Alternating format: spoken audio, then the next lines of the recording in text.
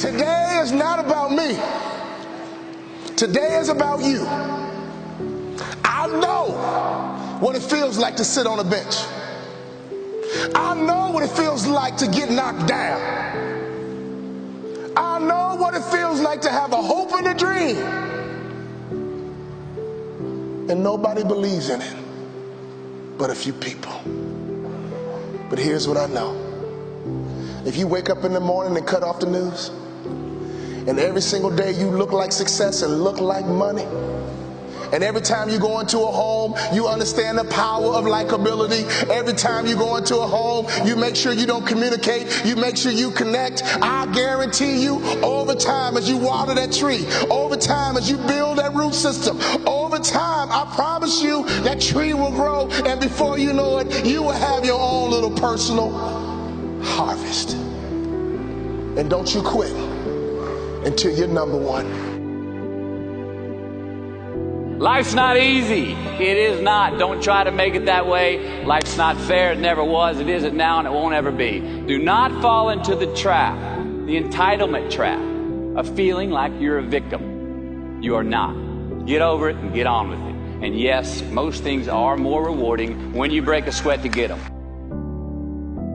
Look, the first step that leads to our identity in life is usually not, I know who I am. I know who I am. That's not the first step. The first step's usually, I know who I am not. Process of elimination. Defining ourselves by what we are not is the first step that leads us to really knowing who we are. You know that group of friends that you hang out with that really might not bring out the best in you? You know, they gossip too much, or they're kind of shady. They really aren't going to be there for you in a pinch.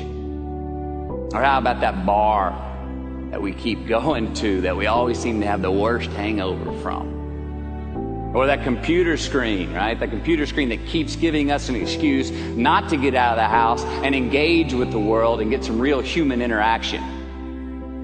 Or how about that food that we keep eating, the stuff that tastes so good going down, it makes us feel like crap the next week, when we feel lethargic and we keep putting on weight? Well, those people, those places, those things, stop giving them your time and energy. Just don't go there. I mean, put them down.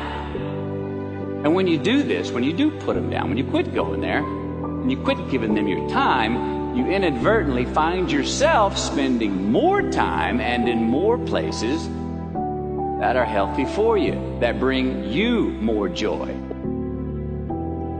We so often focus on failure, don't we? We study failure, obsessed with failure. We dissect failure and our failures. We dissect them so much we end up intoxicated with them to the point of disillusion. I mean, when do we write in our diary? Usually when we're depressed. What do we gossip about? Other people's flaws and limitations. I mean, we can dissect ourselves into self-loathing if we're not careful.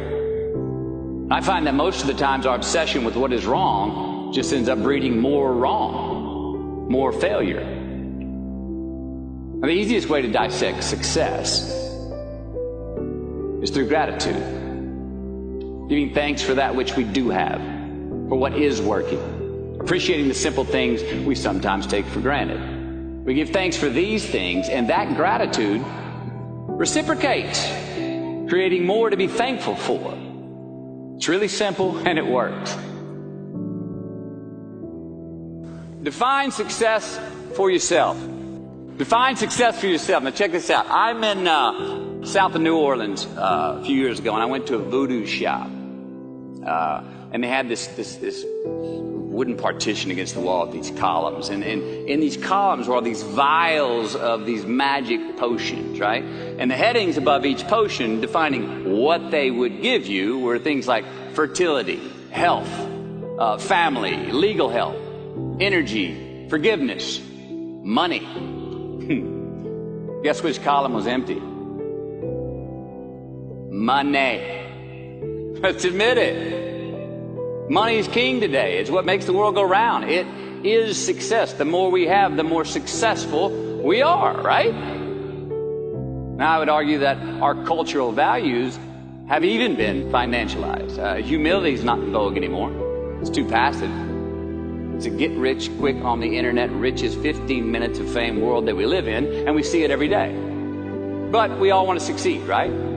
So the question that we got to ask ourselves is what success is to us, what success is to you. Is it more money? That's fine. I got nothing against money. Maybe it's a healthy family. Maybe it's a happy marriage. Maybe it's to help others, to be famous, to be spiritually sound, to leave the world a little bit better place than you found it. Continue to ask yourself that question. Now, your answer may change over time, and that's fine. But do yourself this favor. Whatever your answer is, don't choose anything that will jeopardize your soul. Prioritize who you are, who you want to be, and don't spend time with anything that antagonizes your character. Don't drink the Kool-Aid, man. It tastes sweet, but you will get cavities tomorrow, all right? Life is not a popularity contest. Be brave, take the hill, but first answer that question, what's my hill? So first, we have to define success for ourselves. And then we have to put in the work to maintain it. Take that daily tally. Tend our garden. Keep the things that are important to us in good shape. I mean, let's admit it. We've all got two wolves in us. A good one and a bad one. And they both want to eat. Best I can tell, we just got to feed that good one a little more than the other one.